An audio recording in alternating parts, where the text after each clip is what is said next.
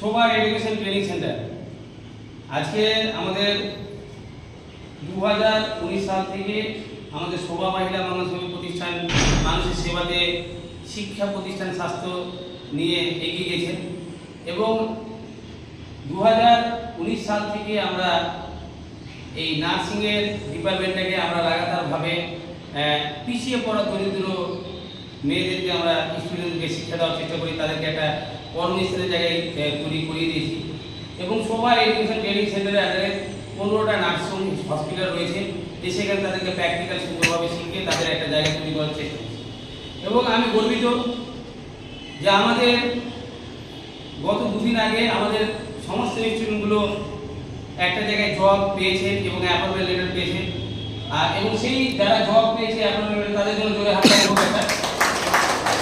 এবং শোভা education training centre থেকে মালদা জেলায় মুর্শিদাবাদ বিভিন্ন প্রান্ত থেকে বা কলকাতা থেকে বাইরে থেকে ওই স্টুডেন্ট এখানে নার্সিং করে জব পেয়ে গেছে।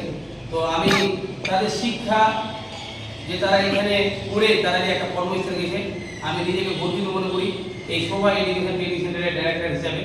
তো আমি সমস্ত স্টুডেন্টকে জানার চেষ্টা করব যে আপনাদের কেমন লাগছে আমাদের শোভা এডুকেশন ট্রেনিং সেন্টারে এই আপনি নার্সিং ভর্তি হয়েছেন, ভালো হয়েছে? তো একজন শুধু বলেন আপনারা কোথা থেকে এসেছেন, একজন বলেন আপনি কোথা থেকে এসেছেন, আপনি কোন থানা থেকে এসেছেন, আপনি আপনার আপনার মানিকচক, আপনার চাচল, আপনার হরিচন্দ্রপুর, আপনার কালিয়াচক। তাহলে অর্থাৎ এখানে মোথাবাড়ি, কালিয়াচক, আপনার হরিচন্দ্রপুর, চাচল এবং মেরিনা কোথা থেকে এসেছেন, মুর্শিদাবাদ কোথা থেকে, औरंगाबाद থানা সুতি।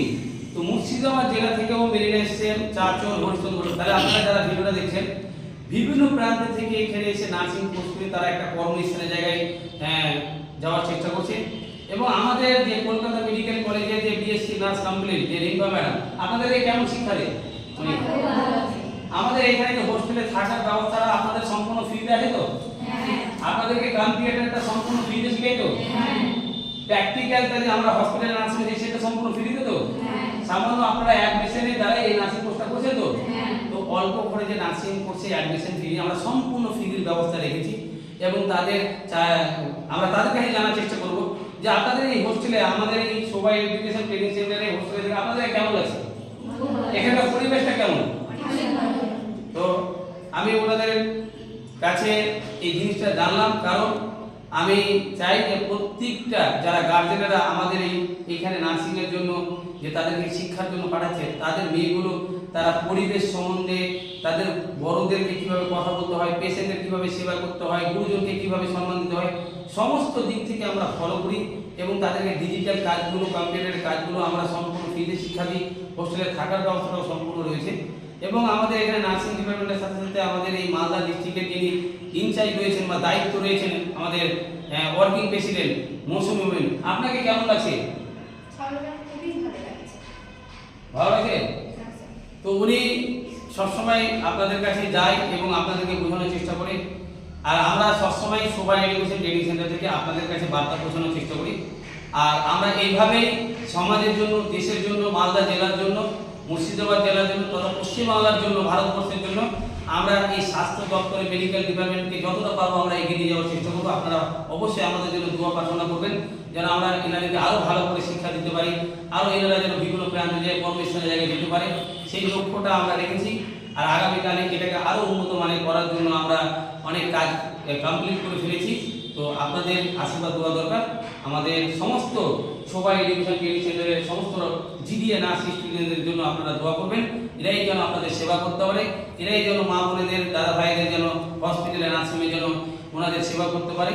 কারণ একটা মা যখন হসপিটাল নার্সিংয়ে যায় তখন যে নার্সটা সেবা করে সেটাই তার সব, এবং সেই নার্সটা সেই পেশেন্টটাকে নিজের মা বা বোন বা দিদি, মাসি বলে 24 ঘন্টা তার কেয়ার করার চেষ্টা করে, সেবার চেষ্টা করে। তো আমরা যারা এই ভিডিওটা আপনারা দেখছেন বা আমরা এই ভিডিওটা করে আপনাদেরকে বার্তা পৌঁছানোর চেষ্টা করছি, অবশ্যই আমরা নার্স ডাক্তারকে রেসপেক্ট করব। কারণ যে ওনারা 24 ঘন্টা আমি না থাকা অজানাতে আমার মায়ের বা আমার বোনের, দিদির ওনারা সবসময় 24 ঘন্টা সেবা করে থাকেন হসপিটাল নার্সিংয়ে।